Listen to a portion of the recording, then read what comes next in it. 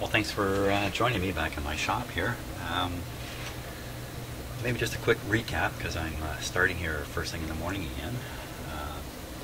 This 8-channel mono mixer, I think I called it a stereo mixer when I first started, but I discovered after a fair bit of poking around it's really 8 channels of mono, and you could switch it around so it does 4 stereo channels if you like. I'm working on it. The basic problems are dirty controls and a hump coming out of it. So just about to do a little work on the power supply here. Just sitting here on my bench. And that's where I left off yesterday. Good thing, gave me some time to think a little more before I go ahead and change parts, perhaps unnecessarily. So what I'm thinking is the hum that I was hearing is really coming from these 2 large filter caps, and that probably is the case. That's probably the situation. These things are glued in there, pretty darn solid. Yeah, that's hot melt glue, so that's actually not so solid. Hot melt glue doesn't impress me. Doesn't impress me much. So, but I think there is a little tiny capacitor over here. Now, I haven't got any kind of circuit diagram for this. And here it is out of the circuit. So a little hard to test it out here and find out if I change a part, does that eliminate the hump? I really would have to reinsert it back into the circuit here, which isn't really too tough a deal. Just a couple of plugs. One goes on here, one goes on there.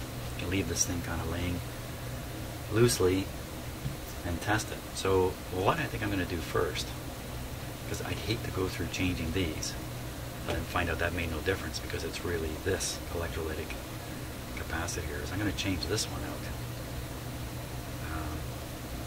Even though I have no idea what is going on with this little capacitor here, how it could introduce a hum, the idea here is this is easy to do. I like easy. So I'm going to pop that out. What size is it? What size is it? Let's take a close look at that. See what size it is.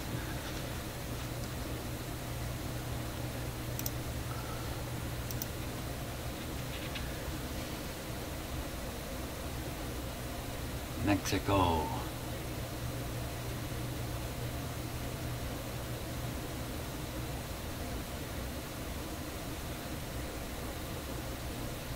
Looks like 0.05. 0.05 doesn't make sense on an electrolytic capacitor here.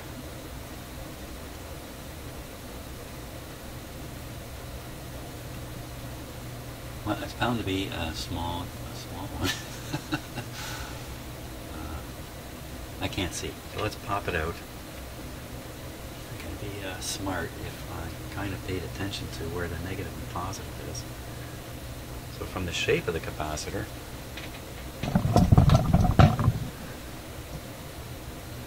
this looks like the positive end here, and this would be the negative wire. And a smart design would put the grounded side, assumably the negative side here. Actually I can see the negative band here with my eyeballs. It would put the negative side up here with a long wire coming out. You wouldn't flip it the other way and have the positive side up here where bad stuff can happen to it. Just, that's just what good design is. I don't see that there's anything else here that can be causing the hum. I mean, these 2 capacitors may play a role in it. I doubt it, and they are probably perfectly good. It's really these electrolytic ones that have a shorter life in them. And just another curiosity, let's take another look at this. The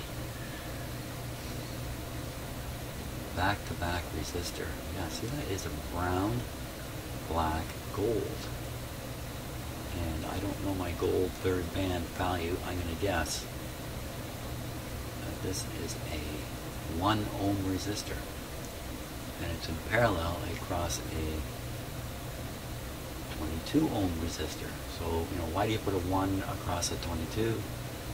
Because you've decided at some point that 22 is too big and 1 is the preferred size, and putting a 1 in parallel with 22 gives you a 1, basically.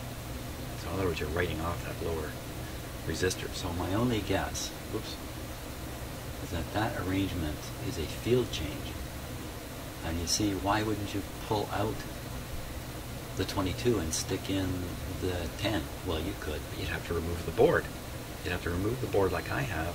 It's a lot faster just to shove it in parallel, like it's been done here. So it could have been done in the factory.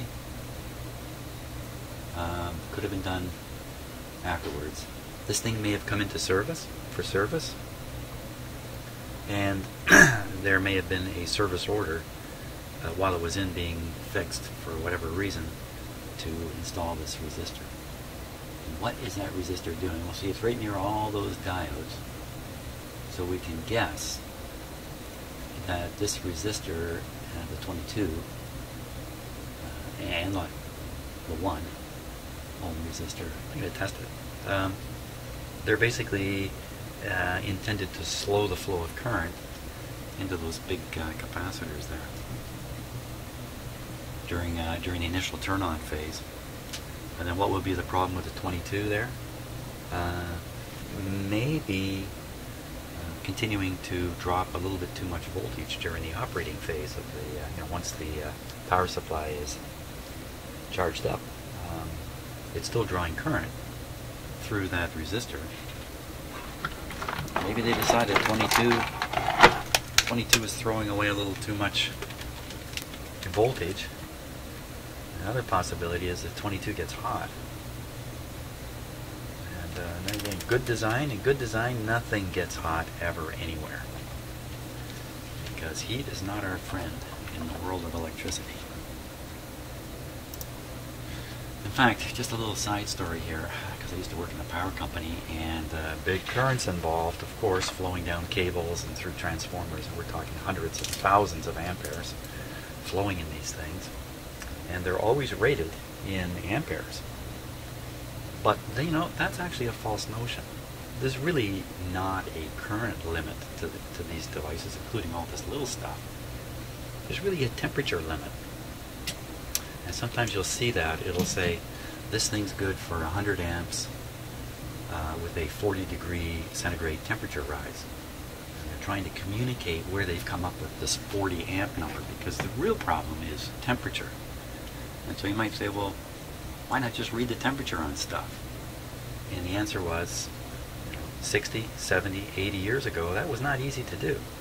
But what was easy, and all electrical people understood, is current readings. So that's what they did. They converted all the temperature limits into current limits. But today, a lot of people are fooled by that, and they think there's a current limit. So if you have a big power cable and it's supposed to run 298 amps, people think when you get to 200 and 300 amps, they're going to blow it. No, you can be blowing it at 175 amps if you buried the cable too deep in the ground and it's running hotter than expected. So that little lesson, which applies to power cables, applies to all this equipment, all this stuff here too. So see, it's 1 ohm. It's 1 ohm there. Mystery solved. The 1 ohm resistor is a bit of an issue for me. If I heft up these capacitors by replacing them with something bigger, which is what I've got here, significantly bigger, 50% bigger, the inrush current during turn-on may be too much. 1 ohm is easy to calculate. So 1 watt, 1 amp. Same thing here too. There's a time constant. It's a heating factor. It's really not the current, it's the temperature this thing gets to. So during turn-on, you can kind of imagine getting a rush of current, heating up rapidly, and then afterwards just falling back temperature-wise to probably pretty much nothing because of 1 ohm. Gee, do you think an amp is flowing through there? All this thing appears to be doing, unless I'm mistaken, there's nothing in here but a bunch of LED diode lights. So what do you need a hefty power supply for? I think there's more to it. I know I read somewhere on the internet, I found a little bit of information about this. Somebody selling one or something, and they just said it was all analog and there's no amplification in it. Well, it could be that ultimately the output level is the same as the input level, but on the way through here there is some kind of amplification going on. Enough talk, Jim. Let's get something done here. So I'm going to pop this guy out. And by the way, is it cold today? Holy smokes, I know it's cold all over the northeast United States and Canada. In particular, the farther north you go, like into Quebec, it is cold. So, gee, I didn't look at the thermometer outside this morning. I usually do. I'm guessing it's minus 22, something like that. And just for interest's sake, the floor, my concrete floor in my basement here, because of drafts in my house, was 12 degrees. Yeah, 12 degrees. And the concrete wall, you see a little wee bit of it underneath the pegboard there. It's just my foundation wall. Oops. There. See that? That's 6 degrees centigrade. Holy smokes. It's 6 degrees centigrade on the inside of my house foundation wall. Wow. I think it's going to stay cold for a few more days. Okay, let's see if we can get this guy out of here.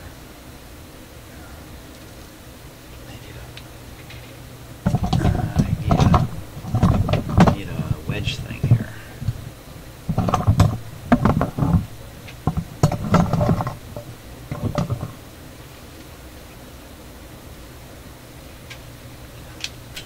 Don't work with a hot soldering iron in your hand. That's a bad safety thing.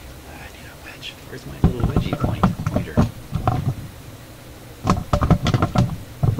Yeah, I'll use the bigger one.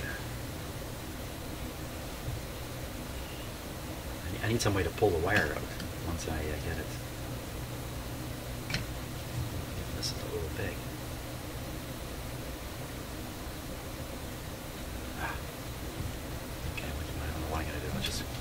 Blast away in here.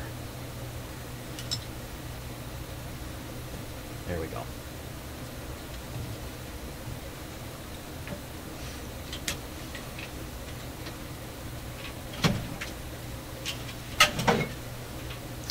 Yeah, it could be record cold temperatures all over the place. East coast of Canada is getting hit with another snowstorm. I think the New England states are getting more. Can't complain too much. Because we're not getting snow, or if we are, it's not much. Okay, I think I'll pop that out. Not quite.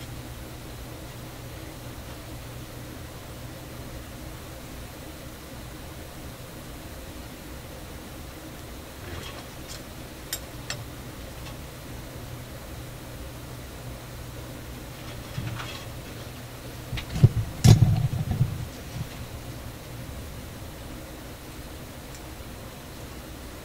Covering's coming off. Might make it difficult to read this.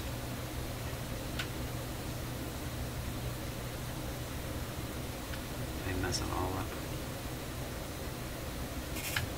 Usually the size of these isn't quite as critical as other things. I mean, it's just passing a signal or doing something like that.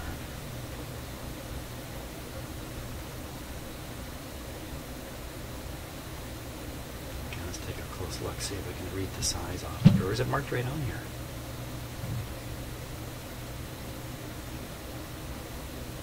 No, did anybody see which one was negative? What a dummy. What a dummy I am. I came within a millimeter of making the right observation to determine which is negative, which is positive. So, fortunately, I video these things, so I can always take a look back. So let's get the size here.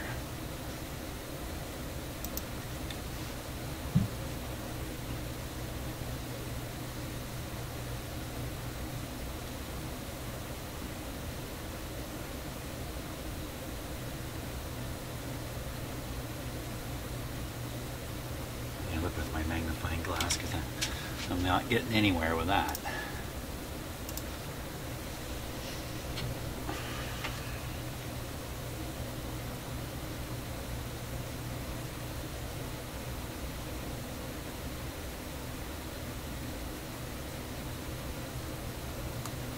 Just give me a moment here.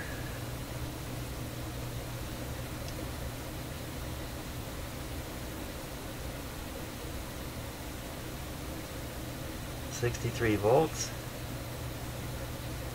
Uh-oh.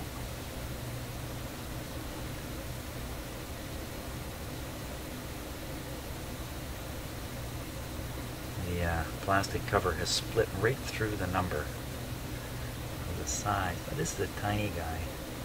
63 volts. A lot higher voltage than a lot of these small ones. So this got to be a fairly small sized thing. I can't read it.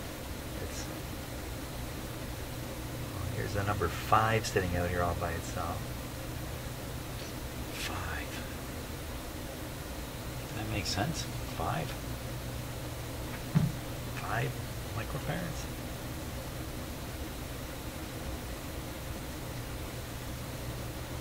Mexico, I can read that.